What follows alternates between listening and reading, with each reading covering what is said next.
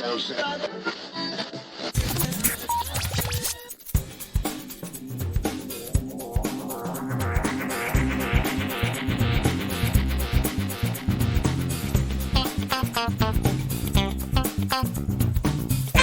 welcome to episode 382 of Geektown Radio. I am back this week with Ray. How are you doing? Hello, I'm good. Thank you, Dave. Sorry I couldn't be here last week, obviously. The big birthday weekend, as many of us started celebrating our birthdays. Yes. It was a big one for me, though, so it was quite full on last weekend. Yes. Happy birthday for last weekend. It was starting with a 4, wasn't it? It was starting with a 4. I know, I do not look that old. Yes. My next one starts with a 5. Oh, goodness me. Yes, and because I am 5 again, obviously. So, what have you been up to the last few weeks? So, minus last weekend where I was able to do nothing, I finished a few things. Finished the 5th episode of Late Night Lycett, which came out on Friday night. I don't know if they get away with it, but oh my word, some of what they did on those shows. Classic Channel 4. Wonder if it'll come back, question whether it'll come back, but I thought it was brilliant. And even the stuff with Catherine Ryan, what a good sport when she came back and did that final bit. But yeah, really, really good series. He had that natural what Channel 4 needed for that. Yeah. So yeah, I really enjoyed that. I know you watched it as well, so you're a big fan. Yeah, I really enjoyed it. And I know what, I mean, they had Jonathan Ross on, and Jonathan Ross made the comment of like, this is exactly what Channel 4 should be doing. This is exactly the sort of show that I started with on Channel 4, which is true. I mean, it is very much that sort of thing. It's very much in that vein of the older Graham Norton shows when he used to do before he got respectable and went to BBC. And same with the Jonathan Ross stuff as well when he had a regular show on Channel 4. It's very much in that sort of vein. Very good, very enjoyable. I do have to bring it back. If you want to complain about it, you're not the audience. Stop watching. Yeah, exactly. So go watch something else. There's millions of other things like straight chat shows you can go and watch. I also took the chance to finish Blue Light on BBC One. Oh, yes. I finished that the week before they announced it was being renewed. Quite a gritty Belfast-based drama. Had Richard Dormer in it as well and Andy Osho. Some absolutely fantastic. The last 2 episodes in particular, if anyone hasn't watched this, BBC One, it sort of went under the radar. Has a sort of same sort of history as The Line of Duty, sort of like that tense twist element to it. It's absolutely brilliant. Last 2 episodes, shocking, but absolutely beautifully done. And I'm glad it's coming back for another one. And it really does show you this other side of sort of Belfast policing. I finished How I Met Your Father. This part of the run, I think it's the first half. Yes, I heard you and Matt talking about it last week. And I sort of agree with some of what you said. It's not hitting all the right beats. And there's something about their dynamic as a group that isn't hitting for me. I think the sister is just a little bit too out there. You know, like you always have one character, like the Phoebe in Friends character or the Barney in the original. Yeah. I think that's what Jesse's sister's trying to take. Ellen, I think it is. But I think she's just a little bit too much for me. I mean, there was the episode where she was just starting her new job, just went OTT, and I was a bit like, I'm not sure. But I like some of it. I like the Sophie bits and that, but yeah, it's not hitting all the perfect beats. But I still persevered and got through it. Right. Have you finished all that half of the episode? Yes, I finished all that as well. Yeah, I mean, I think it's enjoyable enough. It sort of was my, whilst I'm eating my tea, sort of half-hour watching thing, and it fills that gap perfectly well. It's just not up there with the original series, you know, and I think a lot of it is cast chemistry, and it's just not as well written, I don't think, unfortunately. I also finished Rain Dogs, the Daisy May Cooper, very black comedy drama. It's not a comedy, it's more drama. Finished Obsession on Netflix, only 4 episodes, but that was Richard Armitage, shocking 3rd, 4th episode. And also finished Unstable, which was the Rob Lowe comedy. Oh, yeah. I got through that very quickly. That was just on in the background. And then I started reflecting, like, it was on in the background, but I wasn't really taking it in depth. Oh my God, must make a second one of that. That's absolutely fantastic. It was okay, but it was just sort of background TV for me. Yeah. Wasn't enjoying it too much. Did you finish it? I know you did. You start it? I haven't. I may go back. I'm looking for something else to fill that sort of, you know, whilst I'm eating gap So I'd forgotten about that show, but that actually is one that probably would fit that quite nicely. So I might go and pick that back up again, because I like Rob Lowe. It's likable enough, and they are making a second season of it as well. But it wasn't sort of something that completely grabbed me. But I am looking for something to sort of fill a background gap while I'm eating. So yes, that may be one of the things that I go back to. And then a lot of things I've just literally started, so I can't talk hugely about them. I'm like 1 or 2 episodes in. The Diplomat on Netflix, everyone's talking about. Citadel, Black Ops, The Last Thing He Told Me on Apple, and Yellow Jackets on Paramount Plus. I am just dipping my toes into them. And Yellow Jackets, that's season 1, so I didn't get into that originally, so I've gone back. Yes, I need to start that. The other ones I'm closer to finishing: Colin from Accounts on BBC iPlayer, Beef on Netflix, and Fleischman is in Trouble in Disney Plus. So I'm really a broad range of TV shows that have come out this year, just trying to mix up what I'm seeing, because I'm trying to read reviews and see which ones I should go for. And I'm having a really mixed experience with them all.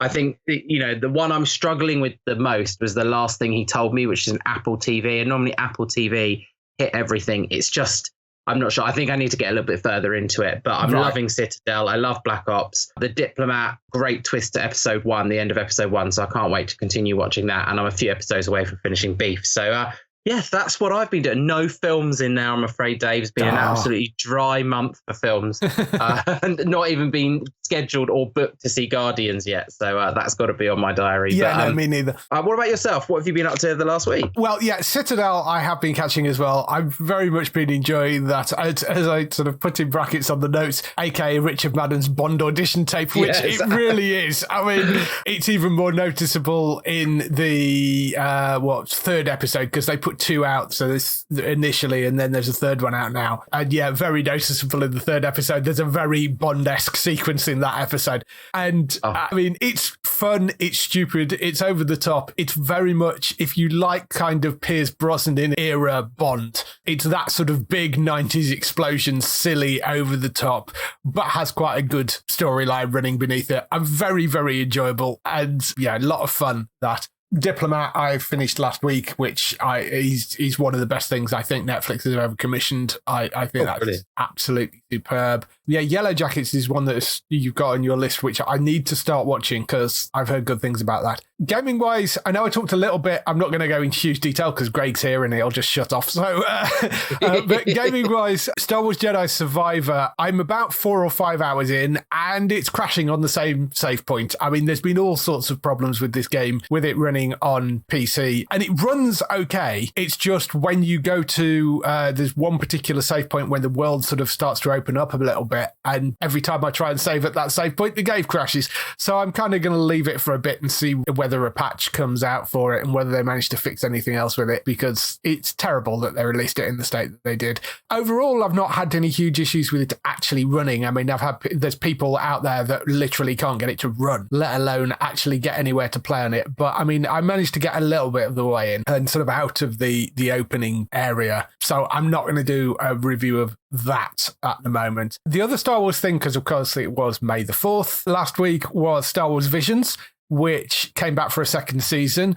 I've only watched a couple of those episodes so far, the first episode, and then I actually jumped into the Aardman episode, because with the second season, the first season was all about anime, and the second season, rather than it being purely anime, what they've done is they've gone around and specifically picked animation houses from around the world. For the UK one, they used Aardman, and it's traditional Aardman claymation animation in a Star Wars world. And the episode is based around this sort of mother-daughter race. The daughter's at the flight academy, and the mother comes along and ends up entering this mother-daughter race with her daughter. I mean, the entire episode is an excuse for her to use the line, "I am your mother," in there.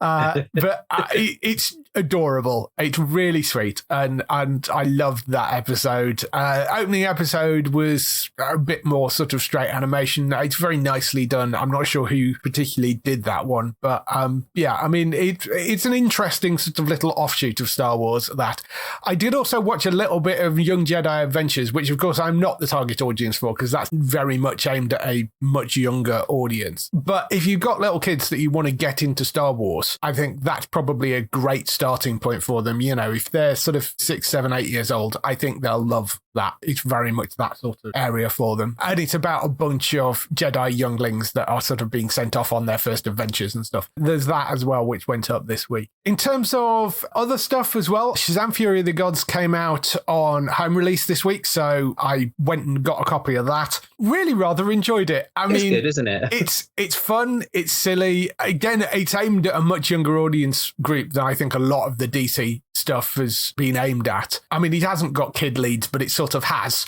because, I mean, he's Zach Levy playing Shazam again, but it's based around these sort of teenagers that turn into these superheroes. It's wonderful seeing Helen Mirren in there doing kind of scenery chewing villain stroke misunderstood person, I guess, rather than being completely villainous. It's one of those things. I'm so glad she took that role, because I think she must have looked at it and gone, well, when else am I going to get to do this sort of thing? So, you know, I rather enjoyed it. I mean, it sets things up in an interesting way where they could potentially fold it into the new DCU if they wanted to moving forward. I do hope they keep Zach Levy around. And so the biggest problem that you have with Shazam is the, in quotes, kid who was a kid in the first movie is now basically 18 years old. Yeah, it's going to be really difficult, isn't it? If it's going to be another like 3 or 4 years before Shazam shows up again, you've got that problem of, well, he's going to be like in his mid-20s by that point, and it doesn't really work having, you know, it.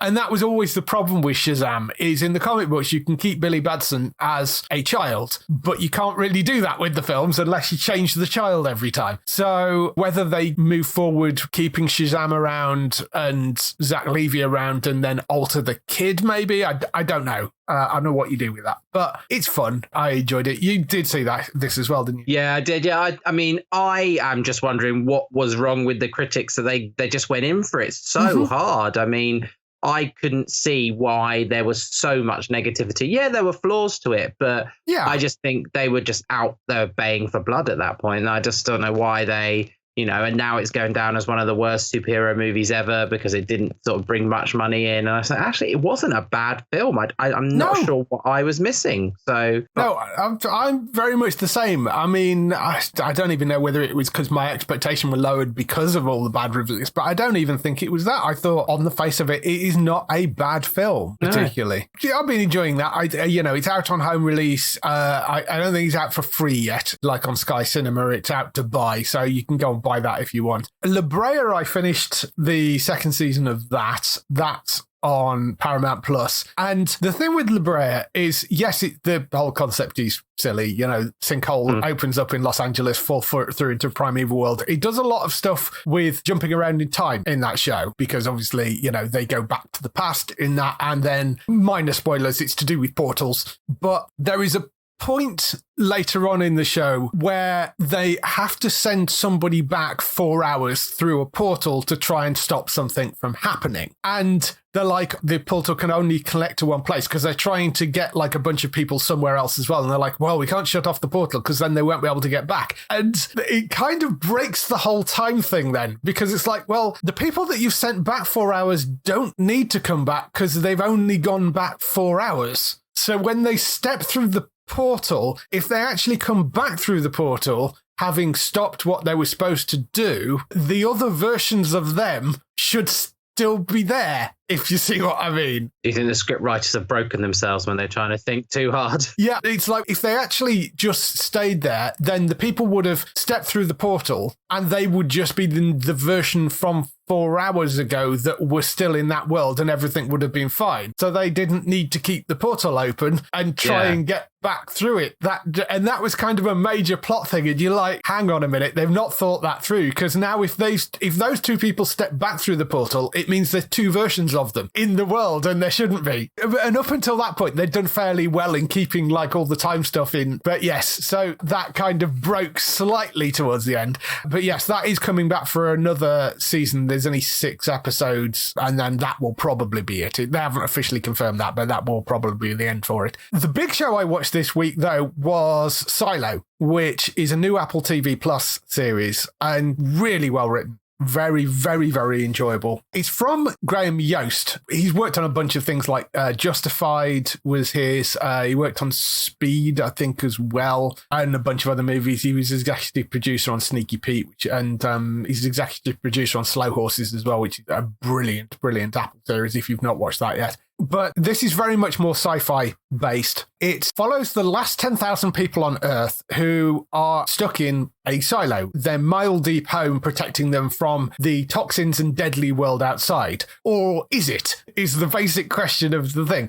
So a rebellion that was over a few hundred years ago wiped out all the records of like who built the silo and why they're in the silo in the first place, other than they've got the sort of screens that show them the outside world, which is obviously, you know, all desolate wasteland. However, if you possess an artifact from prior to the rebellion, literally anything from, you know, a pen to a hard drive, and even talking about the time before the rebellion gets you in serious trouble.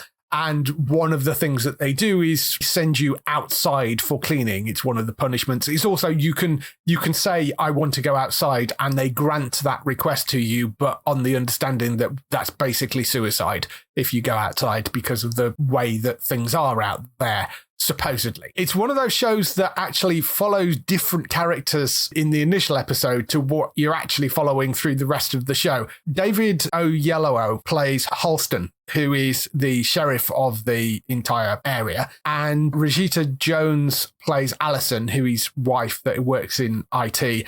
Alison stumbles across this artifact, which is a hard drive, which shows that everything in the silo might not be quite as it seems. It's got schematics and stuff on it. She sort of starts to investigate that. But the very end of that episode also introduces Rebecca Ferguson, who plays Juliet, an engineer, and most of the story is actually following Juliet. And the lead cast are those three, plus Common, Tim Robbins, Ian Glenn from Game of Thrones, Harriet Walters, Geraldine James, who plays the mayor, Will Patton, who plays the deputy, and Ferdinand Kingsley, who plays a character called George. But majority of that main cast, or those that are listed as the main cast, haven't really shown up in the show. You know, the second episode shows more of Rebecca Ferguson's character, but we've seen very little of Tim Robbins or Common, not seen Ian Glenn at all. I don't think we've seen Harriet Walter at all. So it's sort of interesting to see where it goes. But tonally, if you like things like Snowpiercer, it's very much in that sort of vein. Sort of the 100 as well, although without all the CW teen drama stuff attached to it. It's sort of got that dystopian kind of strange world thing going on where you're not entirely sure what's happening, and this repressed society in there in the same way that Snowpiercer has. Very enjoyable, well worth going to look at. I would recommend you go and check that one out because you've got Apple TV as well, haven't you? Yeah, I've heard so much being said about it over the last couple of weeks through various things I listen to and read. So it's definitely one I would like to consider. And it's got a stellar cast, so absolutely it's one that I'll be interested in. Certainly worth going to look up, but it's on Apple TV. There are 2 episodes now, new episodes dropping Friday, so go and check that out. Called Silo. That's all the stuff we've been doing this week. Let's move on to some TV and film news.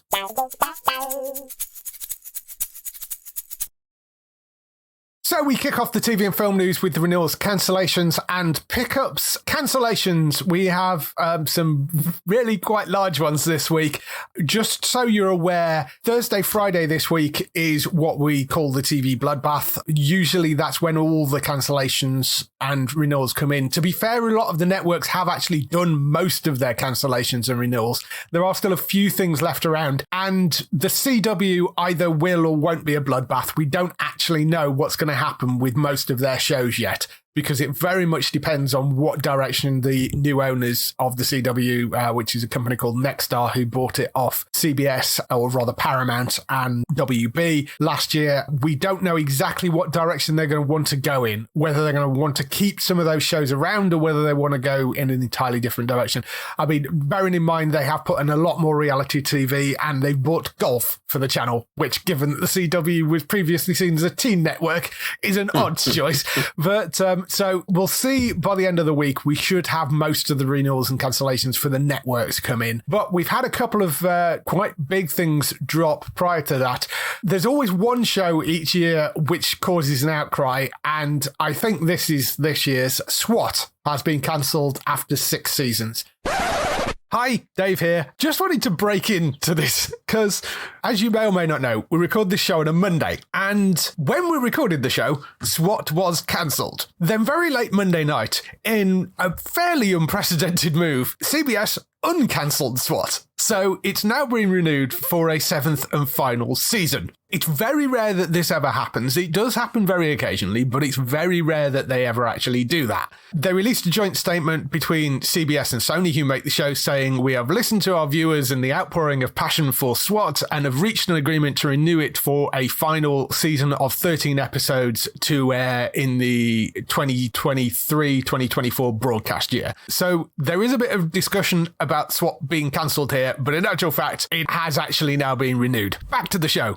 The biggest problem is it's a co-production with Sony. And Sony is the lead studio on it, and it's basically cancelled over money. That's all it is. It's got nothing to do with the show. Shamar Moore, who is the lead on it, is not happy, I think it's fair to say. He posted an Instagram video, and I mean, he's got some fair points, partly because of the fact that apparently up until last week and the week before that, the network were going, "Oh, it'll be fine, we'll sort it out, and then they were cancelled. So that's not great. And also, their numbers have been solid. They've actually gained numbers over the seasons. He also said, "We did everything we were supposed to. We did everything right, and yet we still got cancelled because they can't sort out the money." It's all to do with like licensing, and basically there is a pie of money that's split between Sony and CBS, and whichever way they slice that, they couldn't come to an agreement on cutting it in a way that would make the right amount of money for both of them. That's essentially what it boiled down to. Shamar was saying the very least they thought they were going to get a 7th and final season, even if it was a short final run so they could say goodbye, but they've just been cancelled outright. That certainly caused quite a lot of outrage when I posted it. So I know you've been watching that show as well. Yeah, I haven't started season 6 yet. It's on my list. I was waiting for it to get most of the way through the season. The sad thing is,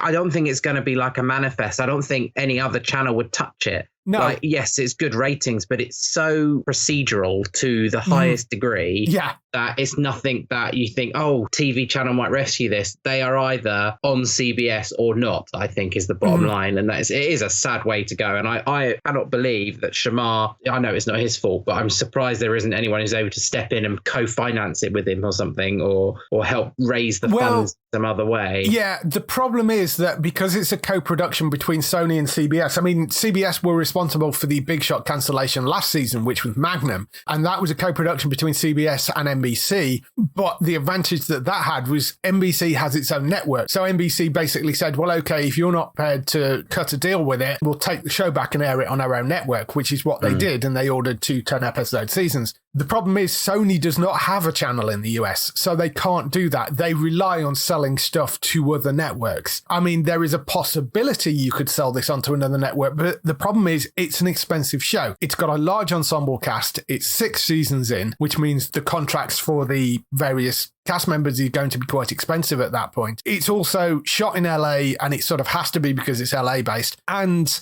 you've got a lot of stunt work and effects work that go into it because crashing cars and blowing things up is expensive, and they do that most episodes. So it's not a cheap thing to make. I mean, it was a similar issue with 911, which we'll come on to in a minute, but that's also had similar things, but they had a better solution as well. It's a sad way to go out. And I mean, it did end his Instagram rant basically saying, I hope that we can get something together, and they come back around the table when they see the outcry from fans and they can actually do something to at least let them finish it off in their own way. But I mean, if it does, great. Some other cancellations as well. Call Me Kat, which was the Mayim Bialik show, which was based on Miranda, the British TV series, that has eked through 3 seasons, but it's only scraped through each time, and it's finally been cancelled after 3 seasons by Fox. BBC has cancelled a show called The Tuckers after 3 seasons. That was on BBC One. And the other big US cancellation was Yellowstone, which is ending after its 5th season, because we got news earlier in the week that Kevin Costner had basically said he wasn't going to come back after season 5. Paramount then came out a few days later and said, actually, we're going to end Yellowstone at season 5.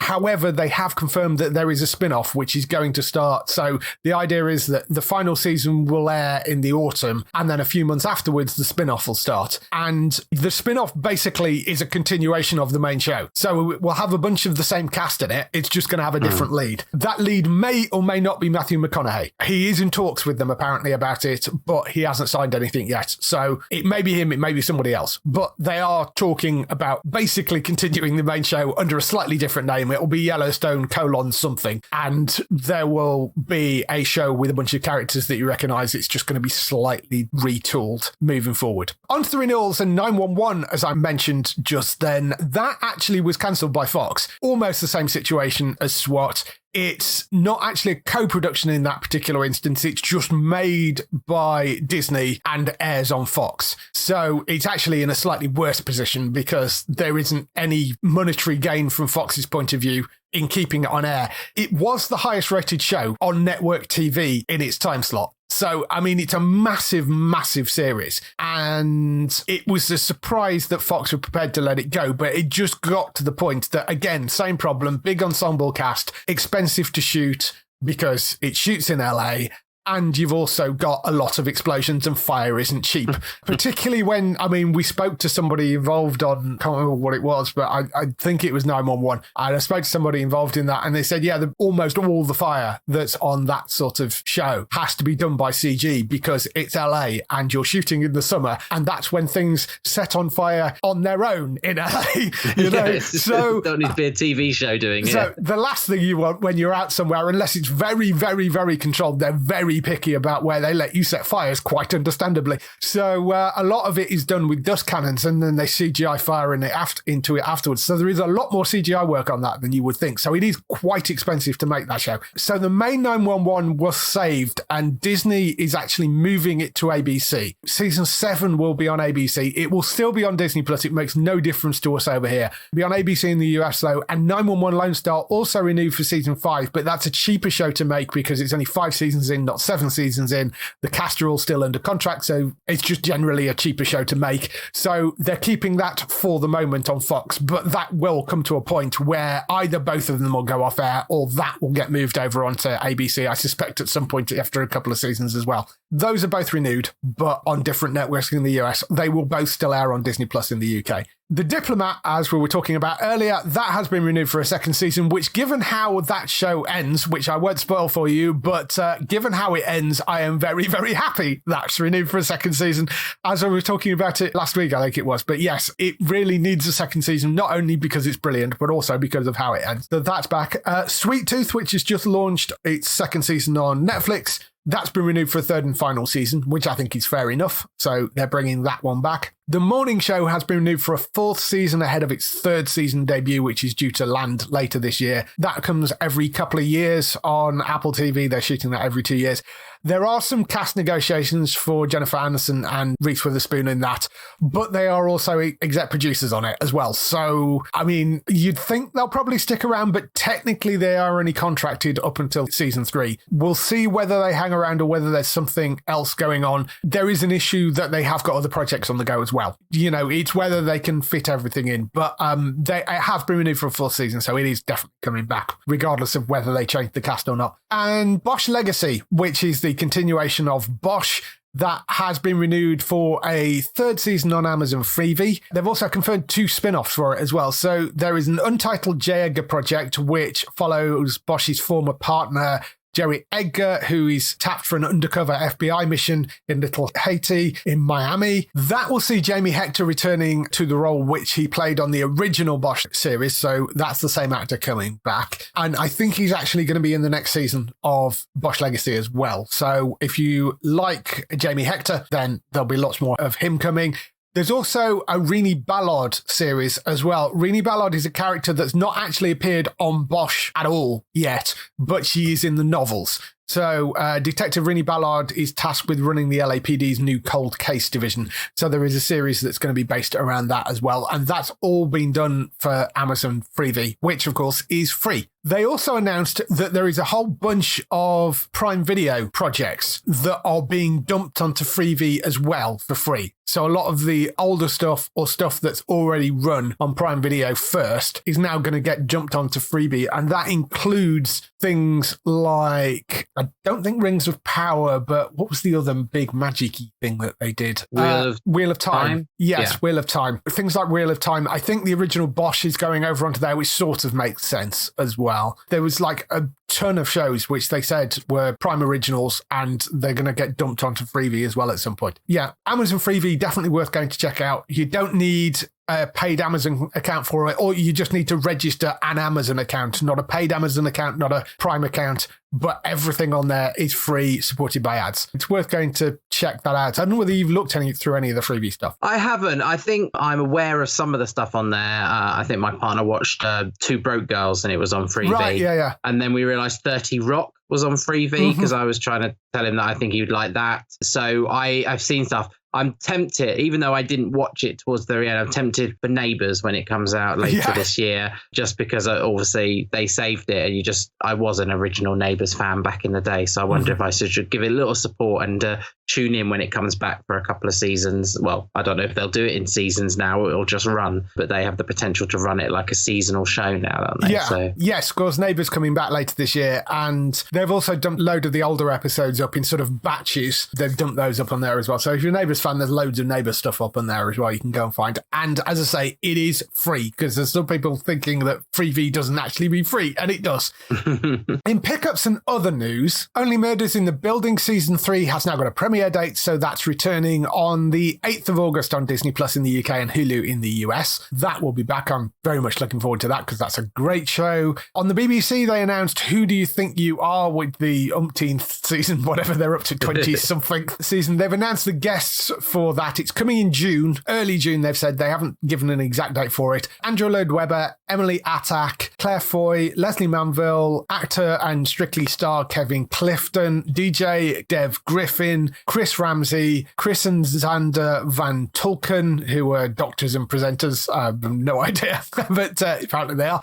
And Bear Grylls as well. So interesting lineup of guests this time around. I think they could be quite good fun. I do love that show. I love the genealogy stuff. I was just thinking the other day, genuinely thinking the other day, I wonder when that's coming back. And then almost like magic, you put the article up and I was like, I must have been thinking it. And oh my word, Leslie Manville's a busy lady at the moment. She is doing quite a lot. And good on her. She's doing it all so well as well. Yes, I think that's going to be an interesting bunch of people. And Chris Ramsey's usually quite good fun. Sticking with the BBC, but over onto Doctor Who, they've added an interesting new cast member, Jonathan Groff, who you will know from things like Glee and Hamilton, where he played King George, and Mindhunter, of course, the brilliant Netflix series, which really, really deserves more, but I don't think he's going to get it, unfortunately. He is joining Doctor Who. We don't know in what capacity, we don't know in what role. It just said a major guest role. Don't know whether it's multiple episodes or anything, but he is in it. They've lined up some really intriguing people for the new season. You know what? Their marketing team are very, very clever about the way they're releasing like the information on people who are going to be in it, because it's picking up so many different fans from so many different worlds. Yeah. And it's not all at once, is it? It's quite a steady, this week we're going to tell you this bit of information. And then if you look on Twitter, they've got their little coded hearts and boxes that give you all the clues. But no, very good on their marketing team. Yes, they've been doing a sterling job. And I love the way that Russell T Davies announces it. It's like, we've got this person. Who's he going to play? We don't know. Find out at the end of the year. It's just brilliant. So yes, we've got that coming. That's great. Also on the BBC, there's been a lot of BBC news this week.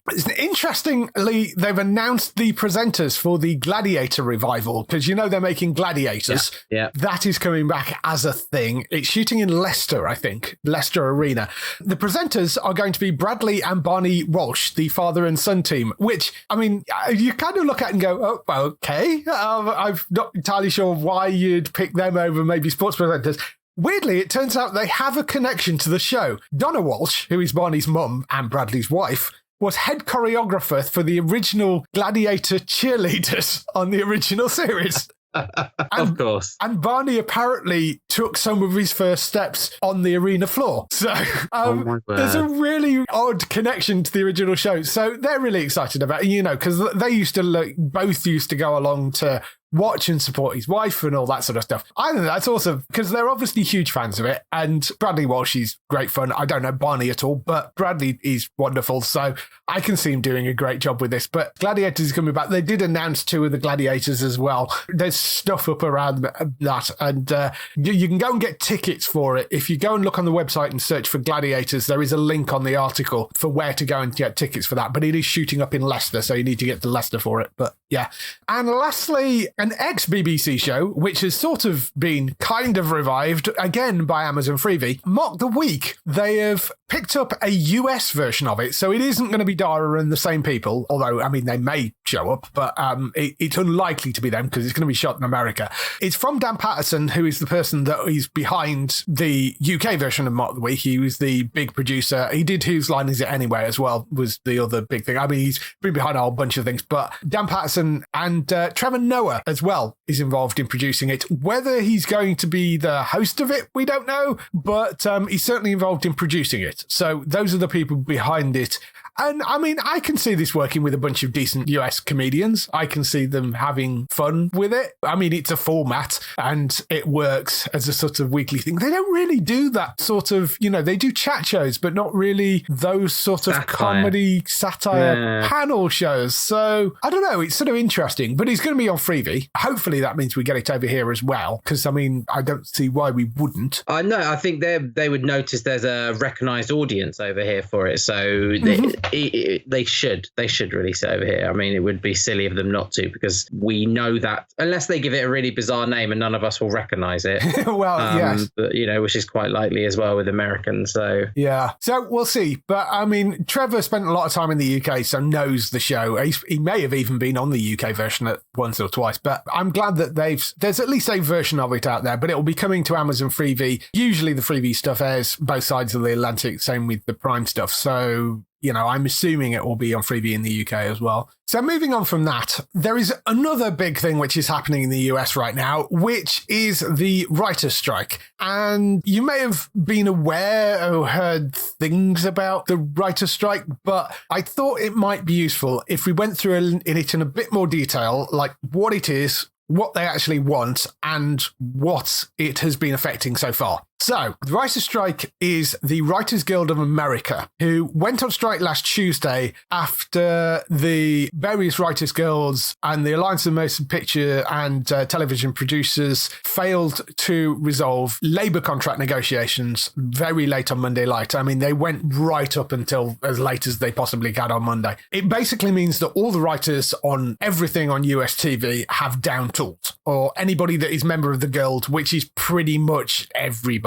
And on top of that, a lot of the people in the other related guilds have also down tools as well. It pretty much brought a lot of things to a standstill. I mean, there are a few things still shooting or trying to shoot, but there is a lot of disruption and nothing is being made right now. The writers have actually been on strike numerous times over the years, and it's usually when the tech changes. And that's sort of what's driving it this time. Because like in 1960, they went on strike when movies started airing on TV because they weren't seeing any of the money from their stuff being moved from a movie theatre to TV. So they went on strike so they could get a cut of that. They also went on strike in 1973 when cable TV became a thing, because basically every time a new technology comes out, they take stuff, move it onto it and think, oh, well, we don't need to pay residuals to anybody, which is the money that they get when something gets repeated on something, because it's not covered by the contract. And rather than doing the right thing and just saying, okay, we'll work out a deal beforehand, they just dump it on and the broadcasters don't bother paying anything unless they have their arm forced. So that's why they strike every time. Same in the 1980s over home video. The last big strike was 2007, which was over better residuals for DVD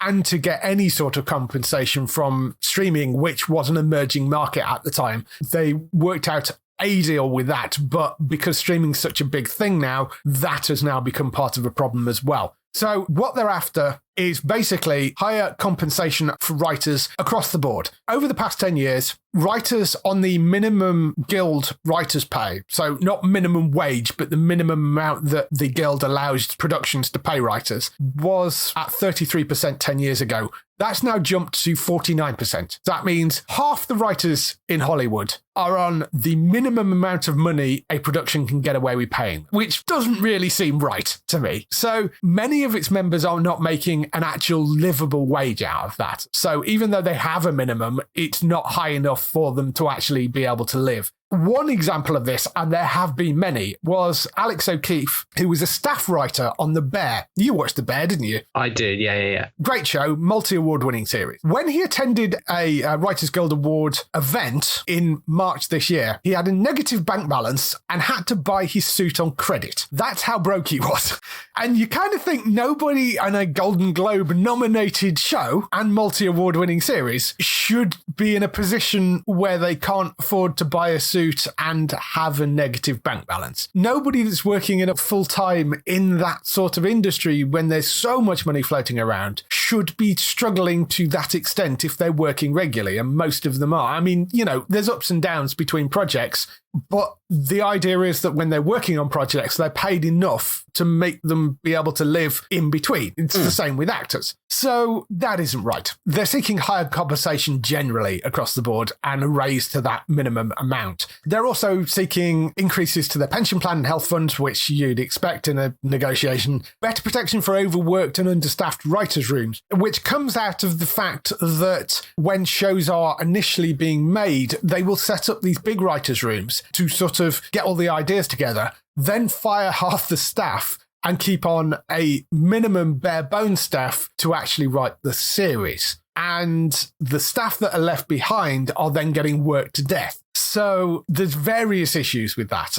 these sort of mini writers' rooms. So they're looking for better protection over that. One of the newer things which comes in is safeguards to stop studios using AI to complete scripts, which I don't think is there yet, but very, very much could be in the next couple of years. Because if you think how formulaic something like, well, as you were talking about with SWAT earlier, but I mean, any of those procedurals, how formulaic those things are, it's quite conceivable you could get to a point where somebody writes an outline for it and you feed it into a computer and it generates a script for you. Yeah. I mean, they're trying to prep for the advance, which is probably the right thing to do, because if people are trying to cut costs and they don't want to pay their writers, AI is the next way to go. I mean, I'm in the education world and we've had to do a lot of training and awareness of it for how AI might be used by students to create work. Maybe not at my level, secondary, but university lecturers and things like that have to probably be aware that this is going to be something that could be affecting them. So yeah, it's good that they're getting on in it now. Yeah, absolutely. And in some respects, this stops them having to strike again in another 10 years when AI really is a thing and they don't have compensation for it. So yes, I think that is certainly something that needs looking at. They also want changes to some of the exclusivity rules because writers are tied to exclusive contracts for a set period when they're writing shows, which makes sense because you don't want your writer you're trying to get to write a hit show for you going off and trying to write 5 other hit shows at the same time. So I get that. The problem is that if you're on a 22, 25 episode series, that's okay because the amount of money that you're making per episode is fairly reasonable. If you're making a show for a streaming service where it's 8 or 10 episodes, that massively reduces the amount that you're making per episode. But you're still quite often tied into a contract which is the same length. That needs sorting out and needs more flexibility in it. So that's one of the things they're looking at. The big thing is viewership-based residuals. Residuals, which is the money that is paid to somebody when a piece of media, so a TV show, a film, gets repackaged, resold, and re-aired. So it's like if its show went out on a CW and is then sold to Netflix, you will get money as the writer of that show when your episode goes out on Netflix. And it's the same if they sell it into syndication is the other thing as well, which is where a lot of people make bank because the studio basically packages up 100 episodes of a show and sells it to a local network because they have lots of local area TV stations in the US, and they will sell it to a local network. So 100 episodes of an old show like Arrow gets sold onto them, and they pay a bunch of money to it, and the writers of those episodes get money every time that thing airs on TV. The problem is that they get money based on the amount of people that are watching it, apart from streaming services. With streaming services, they get a flat fee. So you could have written an episode of something like Call Me Cat, which is a show which has just got cancelled and has been doing badly in the ratings. And if that was on a streaming service and you'd also written Stranger Things, you get exactly the same amount of money for both shows, even though one is a massive global hit and one was bad enough to be cancelled. So if you've made a failed one-season show, or if you've made a massive global hit, if it's airing on a streaming service, it would pay exactly the same amount of money, which doesn't really seem right. You know, the streaming services, of course, are fighting this because to get viewership-based residuals, it means that they have to be more open about how many people are actually watching their shows, which they don't like doing. They don't like giving viewing figures out. Now, I mean, there is a way around that, of course, by making sure that the writers are under some sort of non-disclosure about exactly what the viewing figures are, but they're not even kind of willing to enter negotiations about that. So that's what they're after. Things that have been affected so far, all the late night shows are off air. That's things like all the late night talk shows. So Jimmy Fallon, Colbert, all those sort of late night talk shows they have in the US. Saturday Night Live is off. Last Week Tonight is off. All those sort of things, which are weekly shows that are not live, but current event things. They all went off air on Tuesday, Wednesday night. So they're all gone until the strike ends. Stranger Things, the final season of that, the production has been pushed due to the writer's strike. Duffer Brothers came out and made a statement basically saying, look, you know, we write while we're shooting. We're not prepared to do it without that. We hope a fair deal is reached soon, but we're not going to continue shooting the show whilst this strike is on. There's a lot of stoppages in other productions. Things like Hacks season 3 has stopped, and Stable, which you mentioned earlier, season 2 of that has stopped. There's an NBC show called Night Court that stopped. Power Book 3, Raising Kanan season 3. Cobra Kai season 6, Yellow Jackets season 3, Abbott's Elementary, they've all stopped production as well. There have been a few issues either with people picketing around the production or with people walking off the production in solidarity. So Evil, 4th season of that, which was shooting, that has been shut down by picketing writers. So that's wrapped season 4 production early, so that's going to have fewer episodes in it. There's a new Apple series called Loot, which has paused production due to picketing. Billions also was disrupted for a second day in a row due to picketing as well. That's shooting in New York, its final season. Daredevil Born Again and Severance season 2, both of those have stopped production because the Teamsters refused to cross picket lines. Teamsters are basically anybody involved in a production that isn't either cast, writers or directors. So it's anybody from makeup people through to the guy that carries the coffee are classed as sort of Teamsters, basically. So everybody else that makes a production run have refused to cross the picket lines. Daredevil Born Again, Severance season 2, both of those were stopped. Game of Thrones spin-off, A Night of the Seven Kingdoms, A Hedge Knight, that's shut down the writer's room for the duration of the strike, according to George R.R. Martin. House of the Dragon is still shooting because it shoots in the UK, although there will no more script changes to it. However, as George R. R. Martin says, it's been through multiple iterations of scripts already, and they've been up the chain and approved by HBO and all that sort of stuff. So the scripts are kind of fairly locked anyway, so it shouldn't really be an issue for the next season of House of the Dragon, so that should be okay. The irony of all this, of course, is the streaming services have been one of the biggest sticking points. The streaming services are actually the people best placed to weather all this because of the fact that they shoot a lot of their series early and months in advance. So they have a lot more shows in the can than the networks in the US do. And they also have the advantage that they're not stuck to seasons. Like, the networks are going to be screwed when it comes to the autumn if they haven't got stuff for their full season. And their big procedurals don't come back and you don't get new episodes of Grey's Anatomy or 911 or that sort of, you know. So whereas streaming service doesn't really have that issue because they can drop things at any time they like. And they also have a lot of things already shot and in post-production anyway. So the networks are the people that are going to bear the brunt of it, most likely. And it's difficult to say how this is going to play out and how long it's going to take. The networks have been better prepped than they were than the 2007 one, but once they start to run out of shows, they're really going to see the squeeze. So who knows how long this is going to run on for, but the resolve of the writers is pretty strong. The resolve of the networks is strong as well, but there are issues financially for them the longer this goes on. So we'll see. I mean, I don't know whether you've got any thoughts on this. Well, I just remember how angry I was in the one in 2007, which one of the outcomes was that we lost Pushing Daisies, which was just an amazing program.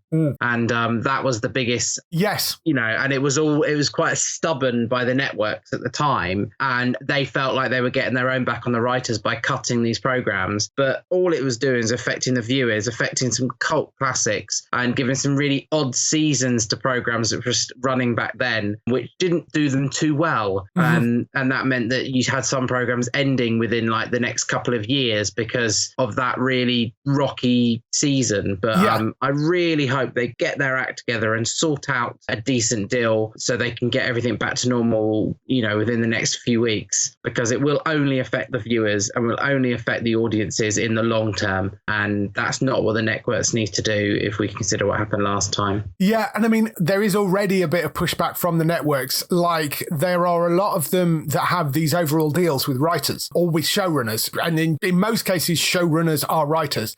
And there is a couple of the big networks like Disney and Warner Brothers that have tried to force showrunners to say, you are still contractually obliged to make these shows. And the showrunners have come back and saying, well, we're kind of writers. I mean, in a lot of cases, the showrunner is also the head writer. So they're like, no, we're standing with the union on this. And the other cases are a lot of showrunners have come from being writers, even if they are not directly writing themselves. They're really sort of sticking with the writers on it. So there's that going on. And also, they have a number of people who are under overall deals. Networks and streaming services will sign overall deals with various people. The Paladinos, for example, who make Mrs. Maisel, have an overall deal with Amazon. And J.J. Abrams had an overall deal with Warner Brothers. I think the Duffer Brothers may have an overall deal with Netflix as well.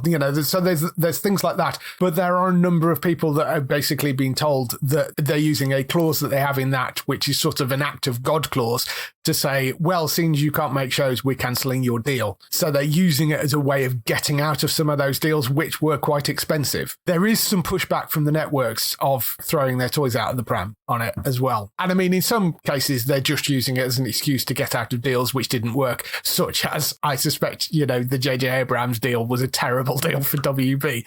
So we'll see. There's sort of supposed to be letters going out about that this week, but we'll see where that lands. So it's going to be a bit of a battle. But I'm kind of with the writers on this, that something needs to happen. We'll just have to see where it goes. Moving off the writer's strike, there were a couple of other bits of new shows which were announced this week. One was called The Castaways, which is a Paramount Plus adaptation of a Lucy Clarke novel, and it stars Sheridan Smith and Celine Buckens. The novel is called The Castaways as well, and that's what it's based on. It sees sisters Laurie, who is played by Sheridan Smith, and Erin, played by Celine Buckens, on holiday of a lifetime in Fiji. After a huge fight, Erin never boards the island-hopping flight to their tropical resort, and the plane with Laurie on board never arrives at its destination. Months later, when no wreckage has been found, no survivors are discovered. With search abandoned, Erin remains the lone desperate voice refusing to give up hope. Suddenly, Laurie's credit card is used at a corner shop in a remote village in Fiji.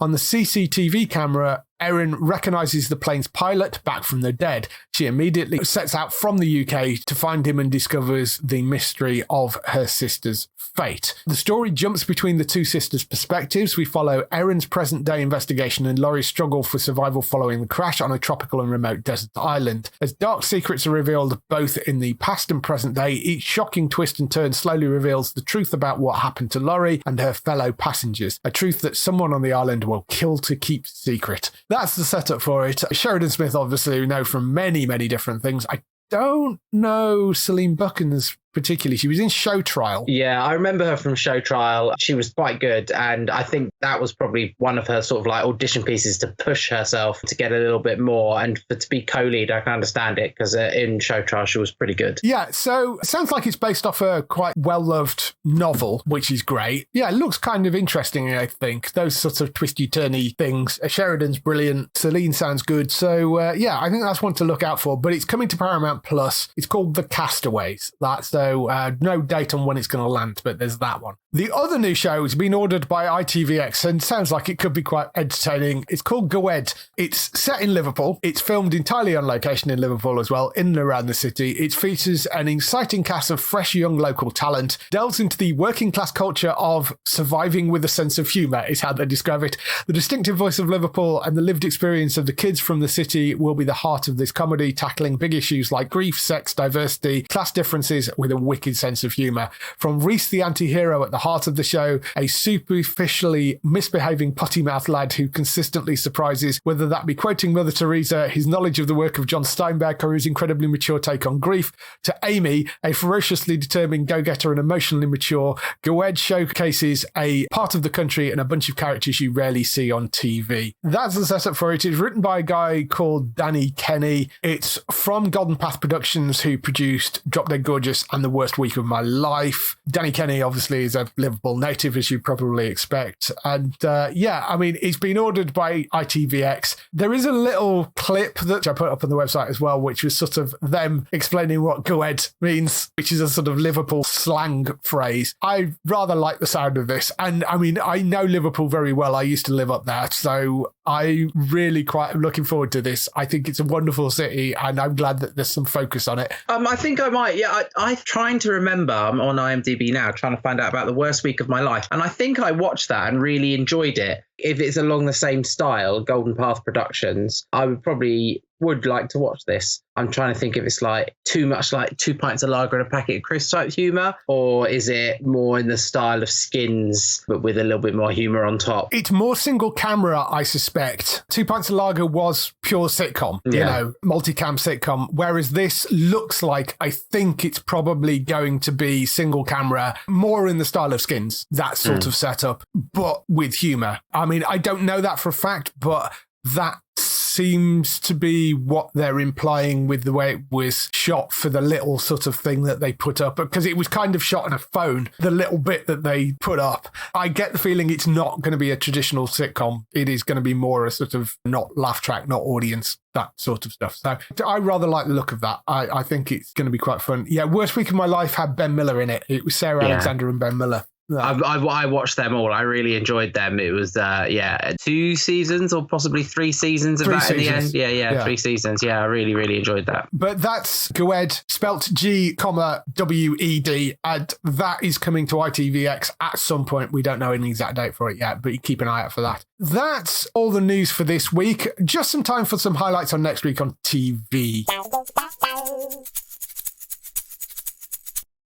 Next week on TV, it's another fairly short week of new stuff. That's fine, because there's lots of things out there for you to watch anyway. Not Dead Yet is a new show coming to Disney+. That's on the 10th of May. Nell tries to restart her writing career she left behind 10 years ago, but can only find a job writing obituaries, and she begins to encounter ghosts of the people whose obituaries she's writing, to whom she can see and hear. Stars Gina Rodriguez, who you'll know from Jane the Virgin, as the lead in that, but that sounds like it could be quite an interesting show. Not Dead Yet, that's called 10th of May on Disney+. Also on the 10th of May, The Muppets return, or some of the Muppets anyway. It's Muppets Mayhem, which follows the Electric Mayhem Band as they record their first ever album. I always have the opinion that everything's better with Muppets, so I'm perfectly happy for that to land. 10th of May for Muppets Mayhem. Challenge Annika returns for its last couple of episodes on Channel 5. That's at 7:30, which I think is a Sunday night on the 14th of May, which seems like a better slot for it because it was going out of some midweek or something previously. So 14th of May at 7:30 for the rest of the Return Challenge, Annika. I rather enjoyed the episodes they put out. It's maybe a bit longer than it needs to be. It's like 2 hours. I think that needs chopping in half. And it got taken off because it wasn't getting the numbers they wanted. So I doubt that will be coming back again. But, I'm glad they made a stab at it. It was fun enough. That's Challenge, Annika. Fear the Walking Dead returns for its 8th and final season. This is on AMC Global for the 6 people that have AMC Global because it's only available on BT. That's coming on the 5th of May at 9 p.m. And Waterloo Road returns for its 12th season. That's on BBC One. That's on the 16th of May at 8 p.m. That is back. Yeah, Muppets Mayhem and Not Dead Yet, I think, probably for me. Waterloo Road, is that one? No, unfortunately, I remember watching it years ago, but didn't get back into this new season. But Not Dead Yet is probably the one I'll be tuning into out of that. I'm probably not going to take on too much this week. Still got all those things that I'm watching, so I'm going to stay with that, I think. Yes, absolutely. So that's all the highlights for next week on TV. As I mentioned, traditionally, Bloodbath Day is Thursday, Friday this week, so keep an eye on the website towards the end of the week, particularly for things getting cancelled. If people want to talk to you throughout the week, where can they find you? They can come and follow me on Gray the Geek in Twitter. That's Gray. I will shortly be going very quiet because it's exam season and that brings on a whole nother job for me. So if Geektown fans don't hear from me or see me for the next 6 to 7 weeks, it's because I'm very busy with that. But then I will suddenly rise like a phoenix in the summer and get my life back. Yes, absolutely. Having the second job as a examiner thing, yes. So for other people involved in the show, you can, of course, go and find Bex on twitch.tv/Trista Bites. That's BYTES. She did a birthday cake stream over the weekend and produced another nightmare cake. I think is the only way to describe it. I think it was Knuckles she did, because she's done Sonic and she's done the other characters as well. So it was Knuckles, I think she did this time. Awfully brilliant, I think, is the way you describe it. But if you want to see more silliness from Bex, twitch.tv/Trista Bites. For Matt, you can go to entertainmenttalk.org for lots and lots more podcasts over there. And for Daryl, you can go to hollywoodnorthnews.net for all the TV series you love which are shot in Canada. For us, you can go to the website at geektown.co.uk throughout the week and see all the latest air date information. If you want to get in touch with your questions or comments, email us on podcast@geektown.co.uk. Leave a message on the website post. Find us at Geektown on Twitter, on Facebook at facebook.com/Geektown, on YouTube at youtube.com/Geektown, and on Instagram at Geektown UK. That is everything. We shall see you next week. Bye-bye. Bye-bye.